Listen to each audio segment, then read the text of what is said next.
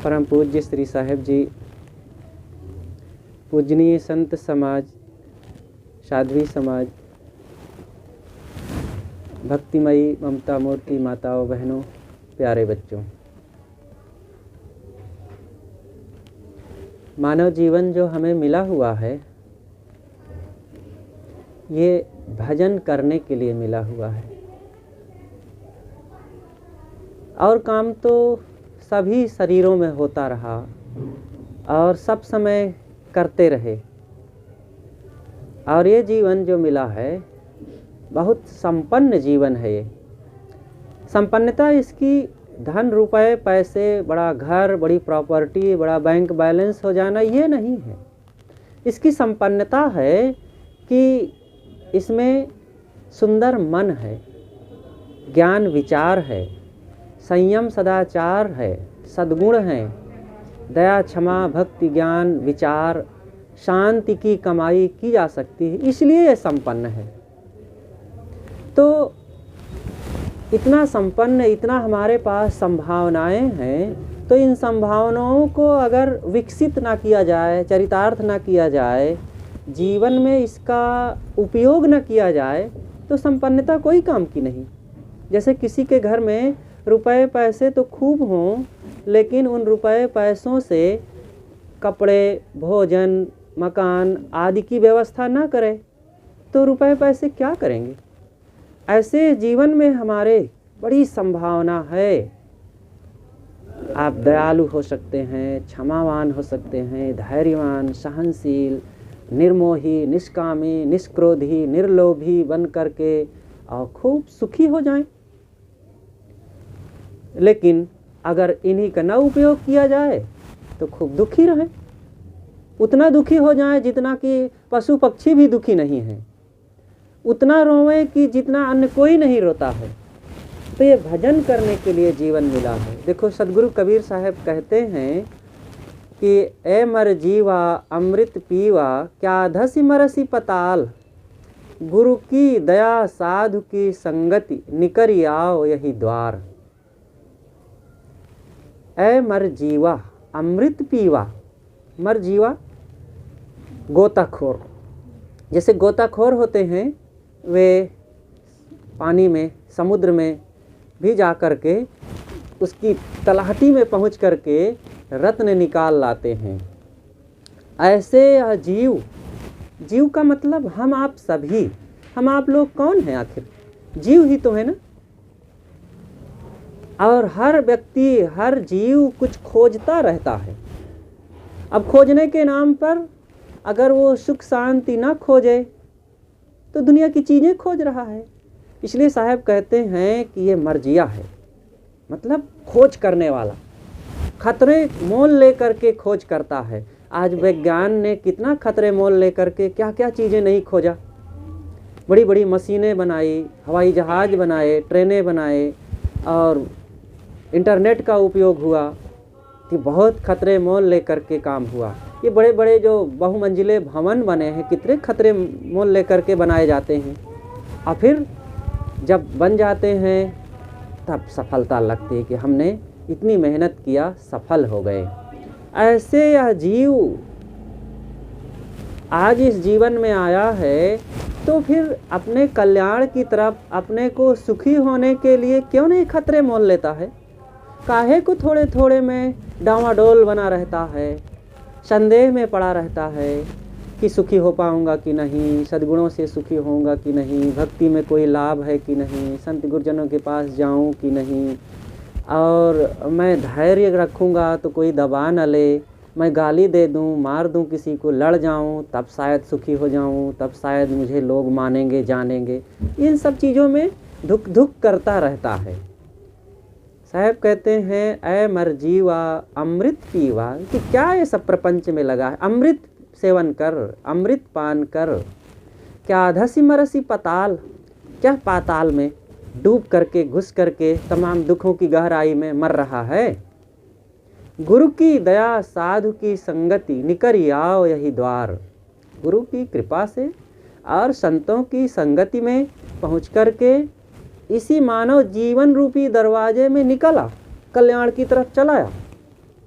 कितना सरल वचन है ना, कि इसी जीवन में, ये मानव जीवन एक दरवाज़ा है। साहब कहते हैं निकर आओ यही द्वार, इसी मानव जीवन के दरवाजे से चलाया कल्याण की तरफ, मुक्ति की तरफ।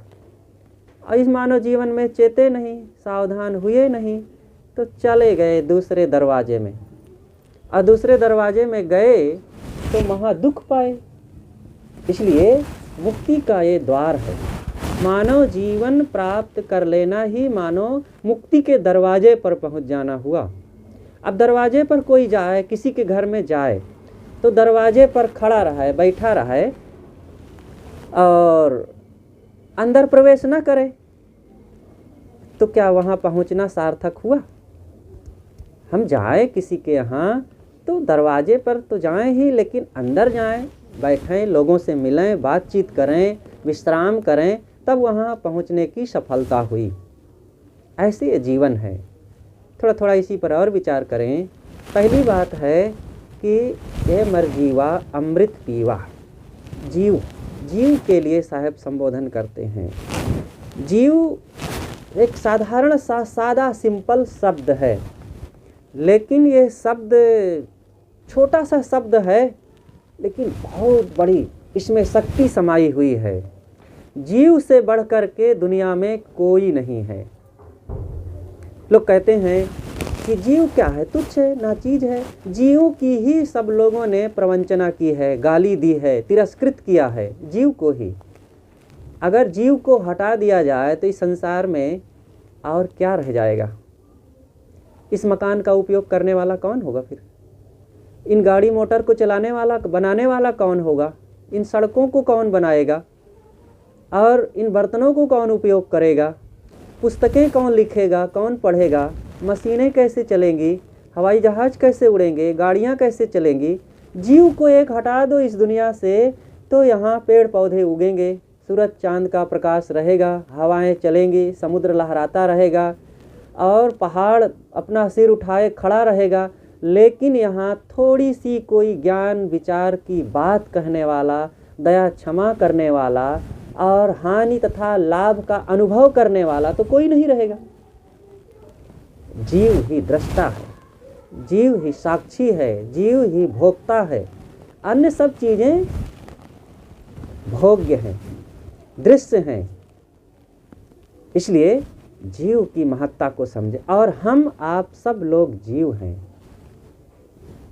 जीव को कहें चेतन कहें, आत्मा कहें, रूह शोल कहें, परमात्मा कहें। जीव से अलग कहीं कोई परमात्मा भी नहीं, भगवान, ईश्वर, अल्लाह, खुदा, गॉड कोई नहीं है। जीव ने ही सब तरफ खोज किया है। सदगुरु कबीर ने कहा है, अल्लाह राम जियो तेरी नाई, जिन पर मेहर हो तुम साईं। अल्लाह और राम जियो तेरी नाई। ये अल्लाह, मुसलमान लोग अल्लाह मानते हैं और हिंदू लोग राम को मानते हैं। तो सदगुरु कबीर कहते हैं कि ये राम और अल्लाह तुम्हारे कारण जीवित हैं, जियो तेरी नाई, तुम्हारे कारण जीवित हैं। मनुष्य ना हो तो अल्लाह हो अकबर कहने वाला कोई रहेगा? जीव ना हो, मस्जिद में जाकर ना पुकारे और घर में नमाज ना पढ़े और गुरुद्वारा में अरदास ना करे और मंदिर में जाके पूजा ना करे, तो भगवान या अल्लाह या और कोई परमात्मा कोई आएगा क्या कहने कि अरे तुम आज पूजा नहीं किए हो, तुम आज प्रार्थना नहीं किए हो, तुम आज नमाज नहीं पढ़े हो? कोई कहने वहने वाला नहीं। यही मनुष्य, यही जीव जिन पर मेहर हो तुम साईं, जिस पर कृपा कर देता है वही साईं बन जाता, वही भगवान बन जाता है। देखो ये मनुष्य एक पत्थर पर लाल सिंदूर पोत दिया तो हनुमान जी बन गया। यही मनुष्य एक कपड़े में छाप दिया तो वो भगवान बन गया, वो पूजा जाने लगा। यही मनुष्य पेड़ के सामने जा कर के हाथ जोड़ने लगा, जल चढ़ाने लगा, सूत बांधने लगा तो वहाँ भी देवी आ गई। यही मनुष्य कहीं मस्जिद बना दिया तो वो देवस्थान बन गया और प्रार्थना नमाज की जगह बन गई, मंदिर बन गया। तो ये मनुष्य के कारण ये भगवान परमात्मा जीवित, परमात्मा के कारण भगवान मनुष्य जीवित है या जीव जीवित है, ऐसी बात नहीं है। श्रेष्ठ कौन है? जीव श्रेष्ठ है। भगवान ने जीव को बनाया इस वाक्य से ज़्यादा सत्य यह है कि जीव ने भगवान को बनाया है। लोग कहते हैं कि भगवान ने हमको बनाया, भगवान ने हमको दुनिया में भेजा। अरे हम अपने प्रारब्ध से, अपने पूर्व के कर्मों से आए हैं और वैसा सुख दुख पा रहे हैं हमारे कर्मों के कारण।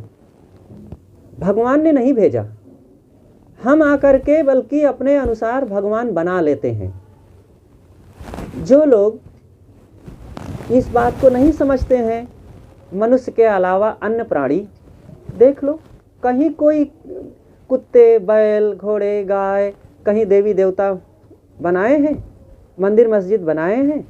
चंद्रमा पर कोई इंसान नहीं है, वहाँ कोई हनुमान जी भी नहीं है, इसलिए कोई गणेश जी भी नहीं है, शिव जी भी नहीं है, और अल्लाह अकबर कहने वाला भी नहीं है, अरदास करने वाला, पूजा प्रार्थना नमाज करने वाला भी कोई नहीं है। मनुष्य है तो यहाँ भगवान परमात्मा है। इसलिए हम अपने मनुष्यत्व को समझें। ये चेतन जीव की बड़ी, यही जीव जब शरीर से निकल जाता है तो क्या दशा होती है? बस चाहे जितना सुंदर व्यक्ति हो, नर या नारी, जवान हो, बुद्धिमान हो और बहुत जिम्मेदार व्यक्ति हो, बड़ा कर्मठ कुशल, व्यवहार कुशल हो, लेकिन जीव के निकलते ही ले चल करते भाई, फुकंत गड़ंत लुटंत, बस यही दशा होती है। अजीव के रहने से कितनों कोई बूढ़ा हो, कुरूप हो, लूला लंगड़ा, अंधा बहरा हो और कैसे भी असमर्थ हो, लेकिन फिर भी उसके अंदर एक अहमियत होती है। वो हाँ और ना कहता है, सुख और दुख का अनुभव करता है।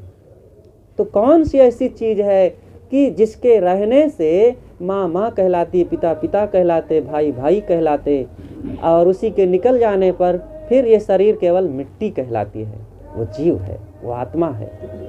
एक व्यापारी था, तो वो व्यापारी घोड़ों का व्यापारी था, तो बड़ी बड़ी जगहों में, राज दरबार में भी जाता था, घोड़ा बेचता था। एक बार एक राजभवन में पहुंचा, राजा साहब से कहा कि राजन हमारा घोड़ा खरीद लीजिए। उन्होंने कहा ठीक है, हमें घोड़े की ज़रूरत है। कहाँ है? और डेरे पर है। कितने रुपए का है? कहा हुजूर 50,000 रुपये का है। कहा यार बहुत महंगा घोड़ा है, कुछ कम करो कीमत।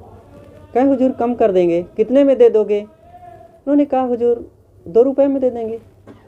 घारे 50,000 का घोड़ा तुम 2 रुपये में कैसे दे दोगे? कहा हुजूर उसमें एक छोटी सी कमी है। कहा क्या कमी है? कहा हुजूर बहुत छोटी सी कमी है। कहें बताओ तो क्या? कहा उसमें जीव नहीं है। कहा अरे यार जीव नहीं है तो क्या लाश खरीदेंगे? जीव निकला तो 50,000 का घोड़ा 2 रुपया में भी खरीदने के लिए अब कोई तैयार नहीं है। किसकी कीमत है? जीव की। अब हम लोग जीव को ही गाली देते हैं, अरे जीव तो कुछ नहीं है, भगवान सब कुछ है, वो सब कुछ करता है, वो जाने हर बात पर। कहते ईश्वर जाने, उसी की कृपा से सब हो रहा है, वो राम मालिक है, भगवान की मर्जी। हर बात में तकिया कलाम, आदमी बात बात में तकिया कलाम, जैसे आप लेटते हैं तो तकिया लगा लेते हैं तो थोड़ा आराम मिलता है, इसी प्रकार बात करने में हर आदमी तकिया लगाता है, बातों के तकिया, भगवान का, राम की मर्जी, राम की कृपा। एक वैष्णव संत हैं हमारे गुरुजी, वहाँ पहले थोड़ा सा रहे, कभी इलाहाबाद में आश्रम जब बना रहे थे तो उस समय उनके यहाँ कुछ महीने किराए पर रहे थे, सन 1976 की बात है। तो बाद में जब आश्रम बन गया तो संत एक दिन मिलने के लिए आए, तो कहें महाराज जी आप जानते हैं कि हमारे आश्रम में 2 कमरा खाली है राम जी की इच्छा से, तो राम जी की इच्छा से उसको हमने किराए पर उठा दिया। महाराज जी राम जी की इच्छा से किराएदार किराया नहीं देता है। तो गुरुजी ने कहा कि अरे तो क्या बुरा करता है, राम जी की इच्छा से नहीं देता है। तो हर बात में राम जी की इच्छा से उनको कहने की आदत थी। कुछ लोग जौन है तौन, मतलब है कि काम का नाम है कि मतलब ऐसा है, ऐसे ये तकिया कलाम लगाते हैं। एक सज्जन थे, सत्संग में आ रहे थे गुरुजी के पास, तो बाद में आए सत्संग के बाद, तो जब मिले तो गुरुजी पूछे तुम अब क्यों आए देर करके, पहले से क्यों नहीं आए? तो उन्होंने कहा कि मतलब है साहब घर से चलें तो मतलब है बस मिलने में देरी हो गई, और मतलब है जब देर में आई तो चलें तो मतलब है बस बिगड़ गई, मतलब है साहब बनने में बहुत देरी लगी साहब, मतलब है कि आपके पास पहुंचने में मतलब है बहुत देर हो गई, फिर सत्संग है मतलब है ख़त्म हो गया। तो गुरुजी कहा अरे भाई बस कर अपने मतलब, अब बेमतलब की बात कर, तो तुम मतलब से हमें थका दिया। ये मतलब है। एक सज्जन मिलने आए, कहे साहब सब धान पान अच्छा हुआ है और घर में सब बाल बच्चे अच्छे हैं आपकी कृपा से, और आपकी कृपा से सब बड़ा आनंद चैन से बीत रहा है महाराज। महाराज आपकी कृपा से भैंस ब्याई है, महाराज आपकी कृपा से पड़वा मर गया। कहा अरे भाई हमारी कृपा से सब हुआ अच्छा हुआ, ये पड़वा का मरना अच्छा ना हुआ। तो ये लोग मतलब तकिया कलाम लगाते रहते हैं, वैसे ईश्वर भगवान जाने। एक संत आए गुरु जी के पास, तो वे बैठे बात कर रहे थे। गुरु जी ने कुछ ज्ञान की चर्चा सुनाया कि सबको साधन भजन करना चाहिए, मन की शांति का काम करना चाहिए और अपने मन इंद्रियों को स्वच्छ करके आत्मलीन होना चाहिए। तो जब कुछ देर सुनाए गुरुजी, तो फिर वो कहते हैं हाँ जब वो चाहे। तो गुरुजी ने कहा कौन चाहेगा, स्वयं करना पड़ेगा, कोई दूसरा चाहेगा तब आप करेंगे। तो उन्होंने फिर कहा कि हाँ करना तो खुद पड़ेगा। तो फिर थोड़ी देर गुरुजी सुनाते रहे कि स्वयं साधन भजन करने से काम बनेगा, स्वयं मन को हमने चंचल किया है, स्वयं शांत करना पड़ेगा। हाँ जब उसकी मर्जी हो। तो बार बार घूम घूम करके जब गुरुजी कहें कि कौन मर्जी करेगा, कौन चाहेगा, तो कहें हाँ नहीं करना तो खुद पड़ेगा। जब फिर थोड़ी देर बात आवे तो कहें हाँ जब उसकी कृपा हो। मतलब कोई स्थिरता नहीं रहती है, हर दम आदमी बीच में लटका रहता है पेंडुलम की तरह। घड़ी का पेंडुलम कहीं स्थिर नहीं होता, वैसे हमारा मन कहीं स्थिर नहीं है, कोई सिद्धांत नहीं है, कोई विचार में दृढ़ता नहीं है कि क्या करें, हमारे कर्म ठीक करने से हम सुखी होंगे कि भगवान आकर के कृपा करेगा, कोई देवी देवता मंत्र मार देगा या कोई आशीर्वाद दे देगा तब ठीक होगा कि हमें पुरुषार्थ करने से ठीक होगा। कुछ निश्चय नहीं है। कुछ लोग कहते हैं भगवान शक्तिपात कर देता है सब ठीक हो जाता है। कुछ ऐसे सिद्ध पुरुष होते हैं तो वे हाथ उठावें और आशीर्वाद की किरण निकले और आपके अंदर जा कर के प्रवेश कर जाए, फिर वो बदल जाते हैं। ये कहने के लिए तो बड़ा अच्छा लगता है। और लोग तो ये भी उदाहरण देते हैं कि स्वामी रामकृष्ण परमहंस ने स्वामी विवेकानंद पर शक्तिपात कर दिया था इसलिए वे महान हो गए। तो शक्तिपात कर देने से वे महान हो गए, तो इसका मतलब स्वामी विवेकानंद जी अपने आप में बांस का पोंगा थे क्या? और स्वामी रामकृष्ण परमहंस ने आशीर्वाद दे दिया, शक्तिपात कर दिया तो वे महान हो गए। अगर वे आशीर्वाद देने से महान हुए तो केवल विवेकानंद पर ही आशीर्वाद क्यों दिए? उनके 11 शिष्य और थे, उनको भी आशीर्वाद दे देते, वे सब स्वामी विवेकानंद जैसे हो जाते, भारत को एकदम पलट देते और विचारों में एक क्रांति ला देते। एक ही जन पर कृपा किए। ऐसा कुछ नहीं होता कि कोई आशीर्वाद दे दे और सब बदल जाए। व्यक्ति के अंदर अपनी क्षमता होती है और आशीर्वाद देने से अगर हो जाए तो फिर ये सब बड़े बड़े गुरु बाबा लोग या जो बड़े बड़े सिद्ध योगी लोग हैं, ये दुनिया वालों को आशीर्वाद दे दें, यहाँ पर हिंसा, हत्या, लूट, फूंक, मार काट, दुराचार, पापाचार जो हो रहा है रात दिन, वो सब समाप्त हो जाए। काहे को नहीं आशीर्वाद दे देते हैं? नहीं चाहते हैं क्या इस दुनिया स्वर्णमय हो जाए और यहाँ मंगलमय हो जाए, सब सुखी हो जाए? अगर वे नहीं चाहते हैं तो फिर उनके जैसा क्रूर कोई नहीं। और अगर चाहते हैं तो फिर अपने आशीर्वाद को छिपाए काहे रखे हैं? आशीर्वाद से नहीं, व्यक्ति के कर्तव्य से होगा। इसलिए हमें किसी के आशीर्वाद के भरोसे नहीं बैठना है, अपने जीवन को हमें खुद ठीक करना है, क्योंकि हमने अपने आप को खुद बिगाड़ा है।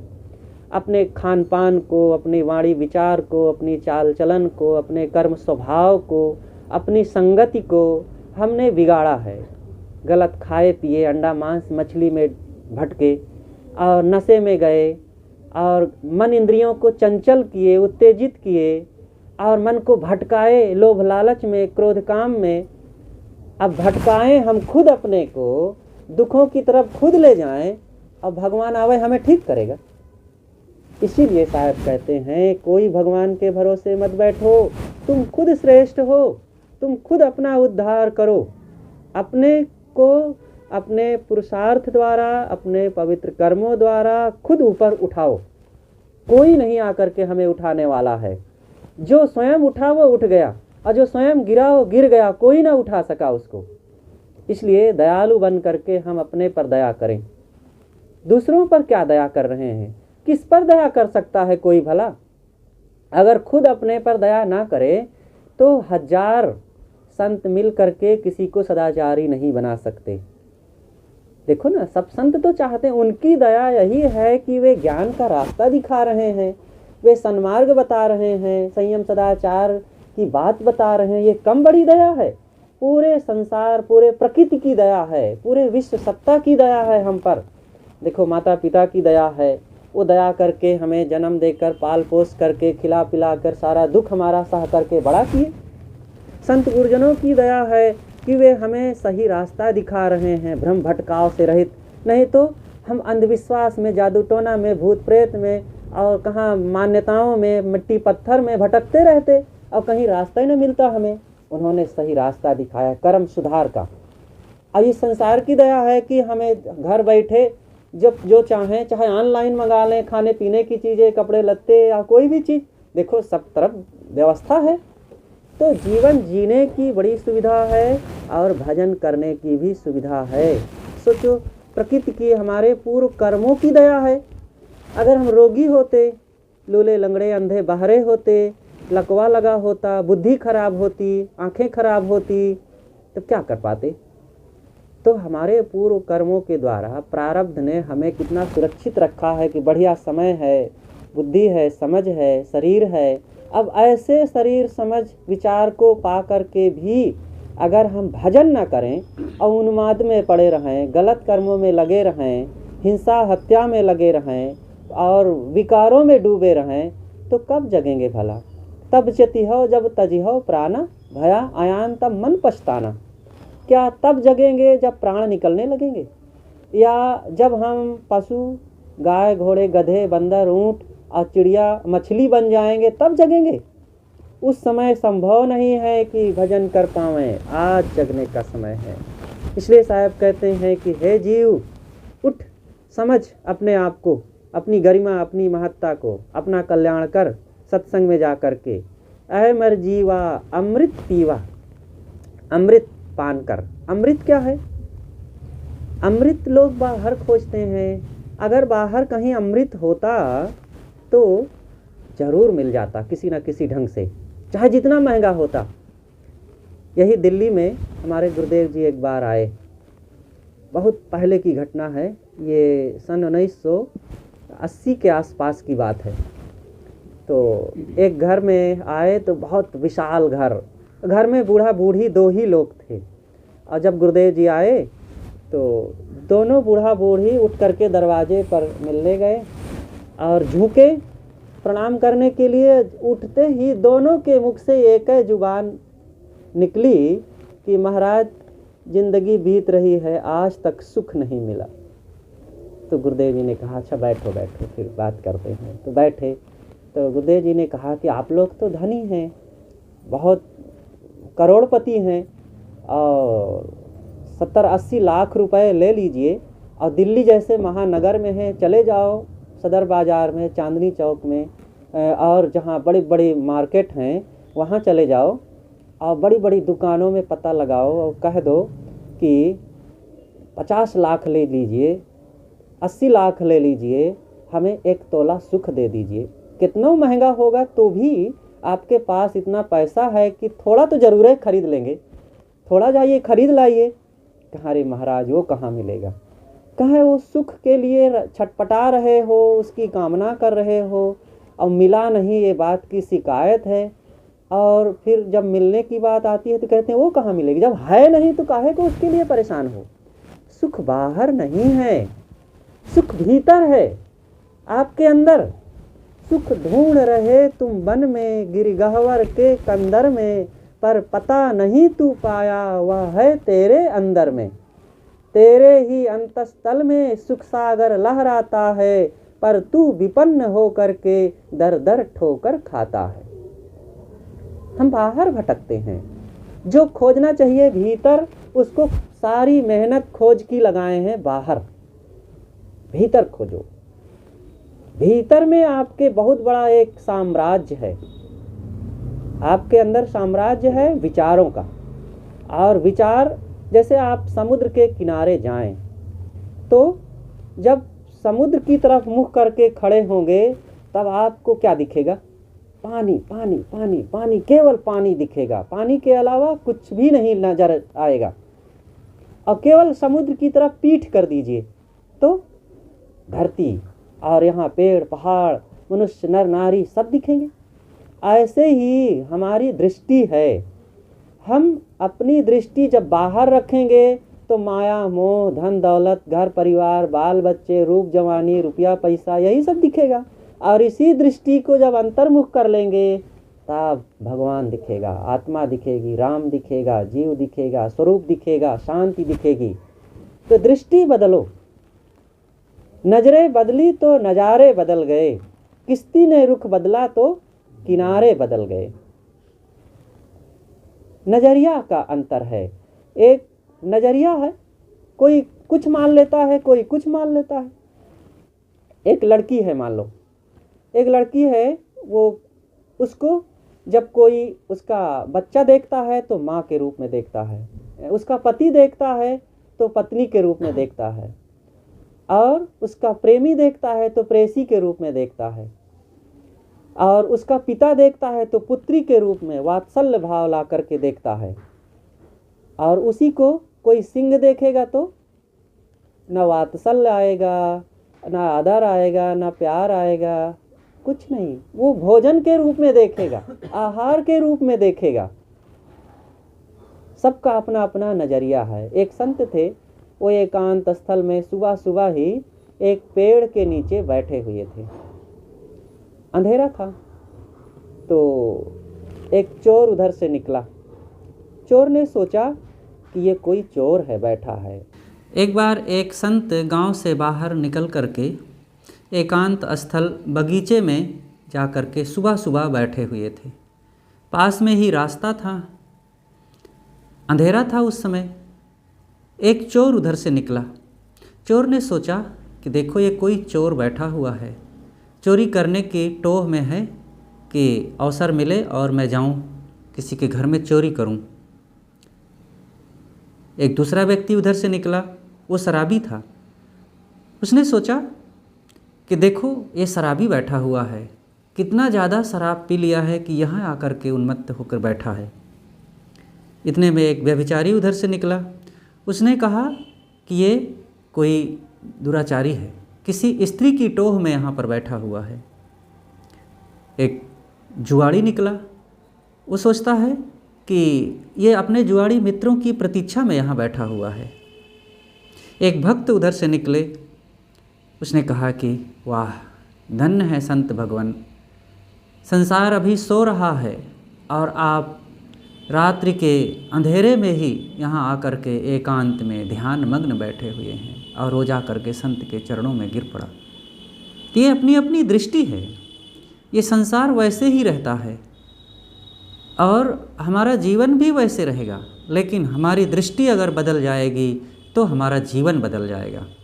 तो हम अपना नज़रिया कैसा रखते हैं, अपने ही विचारों को ठीक करना है, तभी अमृत मिलेगा। अमृत बाहर नहीं है। पहले अमृत को हम समझें। अमृत है क्या? अमृत नाम की वस्तु नहीं है, ये एक भावात्मक कथन है। अमृत का अर्थ, मृत माने क्या होता है? मृत माने मरण, मरा हुआ, और उसी में आ उपसर्ग लग गया है। और जब उपसर्ग लग गया तो अर्थ उलट गया, मृत से अमृत हो गया, जो कभी ना मरे। तो क्या चीज़ है? आपकी अपनी आत्मा ही अमृत है, वो कभी नहीं मरता है। आत्मा के अलावा सब तो मरता है। यहाँ घर धन रुपए पैसे सब छूट जाते हैं, बदल जाते हैं, और शरीर मर रहा है। शरीर देखो, बचपना मर गया सबका।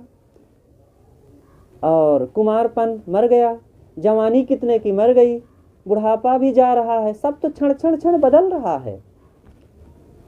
इसलिए ये जो बदल रहा ये अमृत नहीं है। जो एक रस जो नित्य है वो अमृत है। तो अमृत यहाँ पर आपका स्वरूप अमृत है। अपनी आत्मा को पहचानो।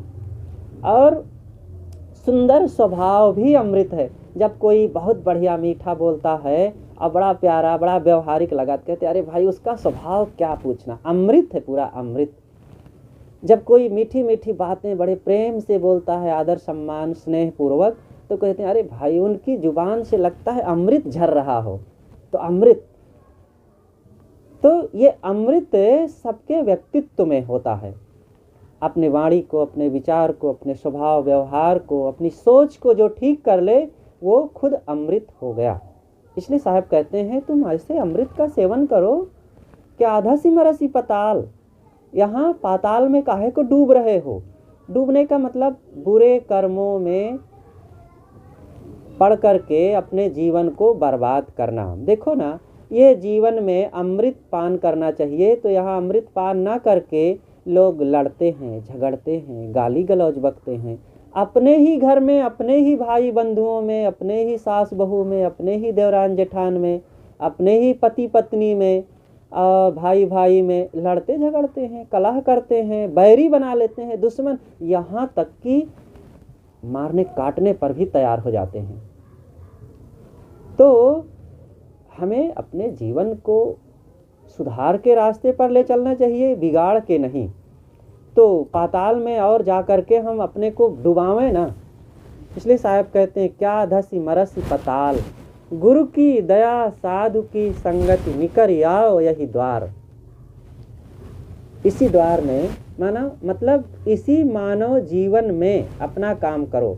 वो कैसे करना है? गुरु की दया से और संतों की संगत से। दो बात है, दोनों अलग अलग नहीं हैं। जो हमारे लिए गुरु हैं वो किसी के लिए संत हैं, जो हमारे लिए संत हैं वो किसी के गुरु भी हैं। दोनों एक रूप गुरु साधु का, दूजा काल को फंद। तो गुरु और संत एक ही बात है, अच्छे रहनीवान होने चाहिए बस। गुरु कैसा हो? गुरु बड़ी भीड़ वाला, बड़े पद वाला, बड़े आश्रम वाला, बड़ी गद्दी वाला और इतना बड़ा नाम वाला, इतने बड़े मठ वाला, ऐसा गुरु नहीं। गुरु ऐसा होना चाहिए जो रहनी संपन्न हो, इंद्रियों पर विजय प्राप्त हो, वैराग्यवान हो, गृह त्यागी हो, माया मोह से ऊपर उठा हुआ हो और आत्मलीन हो, अंधविश्वासी ना हो, दुर्व्यसनों से रहित हो। ऐसा गुरु होना चाहिए। अब गुरु के नाम पर तमाम यही आडंबर में लगा हो। एक गुरु के पास कुछ लोग गए मिलने के लिए, तो गुरु के कुछ सेवकों ने कहा कि वे आज तो नहीं मिल पाएंगे। तो आगंतुकों ने कहा कि भाई हम बहुत दूर से आए हैं, दर्शन करा दीजिए। तो कहे नहीं आज नहीं मिल पाए। कहें बताइए कारण क्या है? तो बहुत पूछने पर फिर उन्होंने कहा कि आज गुरुजी पुत्र शोक में परेशान हैं। कहा रे जब स्वयं पुत्र शोक में परेशान है तो फिर हम उनके दर्शन करके क्या करेंगे? तो पुत्र शोक में कोई परेशान हो, वो गुरु भी हो, तो काहे का गुरु है वो? एक आश्रम पर गांव के कुछ भक्त लोग सत्संग सुनने के लिए गए। तो वहाँ जो संत थे वो कुछ सुना रहे थे। प्रसंग बीच में आया, आरत अधिकारी जो पावें, गूढ़ तत्व न साधु दुरावें। इसका अपना आध्यात्मिक अर्थ है कि संसार से विरत होकर के मुमुक्षु अगर गुरु की शरण में दुखी होकर के जाता है, और ऐसे अधिकारी मुमुक्षु को जब संत पाते हैं तो फिर साधना की गूढ़ बातों को भी वह उनसे छिपाते नहीं हैं। भक्तों ने सोचा कि आरत अधिकारी जो पावें, अगर अंधेरी रात संत पाते हैं तो गूढ़ तत्व न साधु दुरावें। वे गूढ़ तत्व को फिर छिपाते नहीं हैं, सारा गूढ़ तत्व फिर वे बता देते हैं। तो गांव के भक्तों ने सोचा कि रात में आज चल करके हम सुनते हैं, गूढ़ तत्व रात में सुनने को मिलेगा। और आए 4-6 लोग आश्रम के बाहर झुरमुट में छिप करके बैठ गए। जब रात 10 बज गए, खा पी करके संत लोग जब सोने के लिए चले, तब बाहर खाट पर लेट करके आपस में चर्चा करते हैं, अरे रामेश्वर, वहाँ जो गए थे कानपुर में, वहाँ के भक्त ने जो खीर खिलाया था कितनी स्वादिष्ट थी। कि हाँ महाराज, और वहाँ जो गए थे नागपुर में, वो लड्डू जो खिलाया था क्या पूछना, कितना स्वादिष्ट था। तो भक्तों ने सोचा, जो सुन रहे थे बाहर छिप करके, कहें यही है क्या गूढ़ तत्व। तो इस प्रकार से अगर ऐसे संत मिल जाएं जो अपने खाने पीने, राग द्वेष, विवाद, कलह, अपनी इच्छाओं कामनाओं में ही जूझ रहे हैं, इसलिए वैराग्यवान हो, गुरु वैराग्यवान हो, अंतर्मुख हो, साधक हो, दुनिया की रीति से उनकी मन स्थिति अलग हो। ऐसे गुरु के पास जाने से आपको आत्मिक रोशनी मिलेगी। हजरत मोहम्मद ने भी कहा है अपने साथियों से कि देखना, तुम उस एकांत में बैठने वाले अंतर्मुख पीर औलियों के पास बैठना, और उनके पास बैठोगे तो तुम्हें रूहानी ताकत मिलेगी। रूहानी ताकत, रूह कहते हैं आत्मा को, तो आत्मिक रोशनी जिससे शांति मिले। शांति सबसे बड़ी चीज़ है ना, शांति से बढ़ कर के यहाँ कुछ नहीं है। अशांति अगर नहीं है, आपके पास सब कुछ है, कुछ नहीं है, खोखले हैं हम। अब आदमी शांति की चिंता नहीं करता।